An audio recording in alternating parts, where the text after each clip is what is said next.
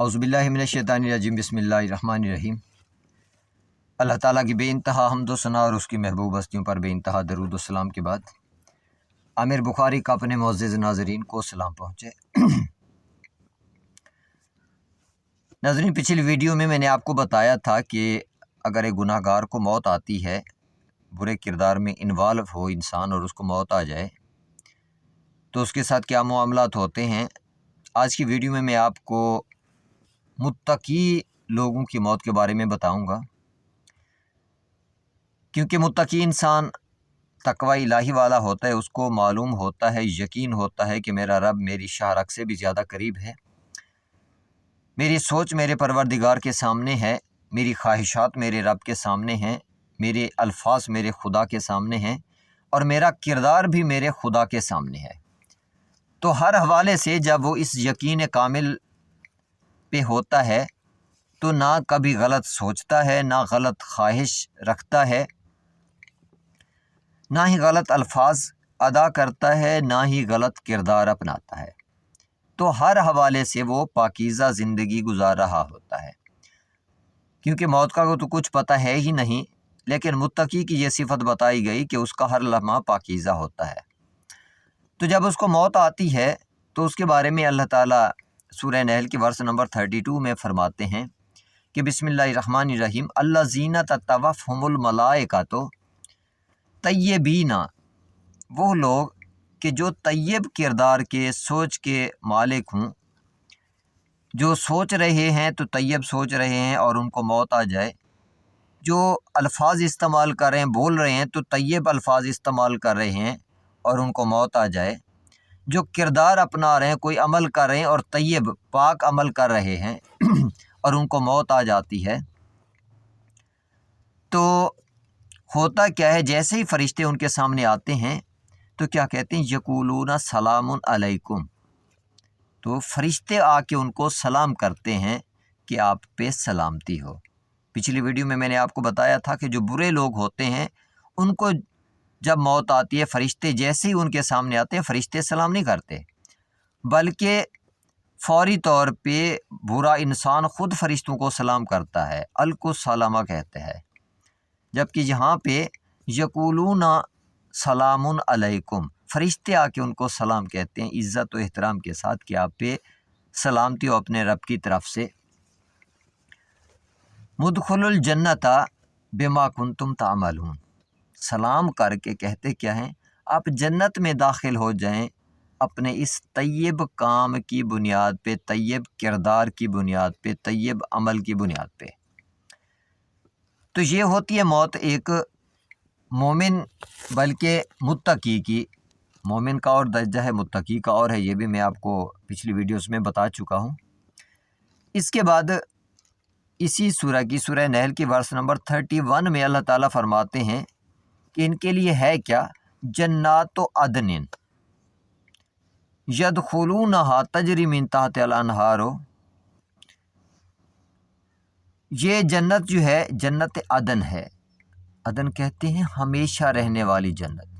मुत्तकी की जन्नत का मैं आपको एक वीडियो में बता चुका हूँ कि उसकी चौड़ाई कितनी है, 7 आसमान और ज़मीन के बराबर इस जन्नत अदन की चौड़ाई है, और ज़मीन से लेके 7वें आसमान को क्रॉस करने तक फरिश्ते और रूह जिनकी स्पीड लाइट से भी ज़्यादा होती है, उनको 50,000 साल लगते हैं। जिसकी चौड़ाई मैं बता रहा हूँ, तूल नहीं बताया उस ज़ात ने, चौड़ाई बताई, अर्ज़ बताया है। तो ये जन्नत उस मुत्तकी इंसान को अता कर दी जाती है और कहा जाता है कि दाखिल हो जाओ जन्नत में, जन्नत अदन में। मुत्तकी से कहा जा रहा है, फरिश्ते कहते हैं कि जिसके नीचे से नहरें बहती हैं। अब नीचे से नहरें बहने का मतलब यही है कि पहाड़ों में जब हम जाते हैं तो नीचे दरिया बह रहे होते हैं और बेहतरीन खूबसूरत वादियाँ होती हैं। इसका मतलब है ये मनाजिर मिलते जुलते हैं उसमें। इसके बाद उस ज़ात ने फरमाया है कि लहुम फ़ीहा मा यशाऊन, उस जन्नत में वो जो कुछ मनशा होगी उनकी, जो चाहेंगे उस जन्नत में उनके लिए मौजूद है। कज़ालिका यजज़िल्लाहुल मुत्तकीन, अल्लाह अपने मुत्तकी बंदों को इसी तरह से जज़ा देता है।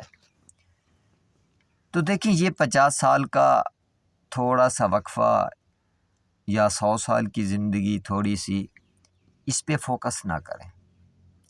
جس مقصد کے لیے اللہ تعالیٰ نے آپ کو بنائے اسی مقصد پہ اگر آپ قائم رہتے ہیں تو پھر آپ ہمیشہ قائم رہتے ہیں۔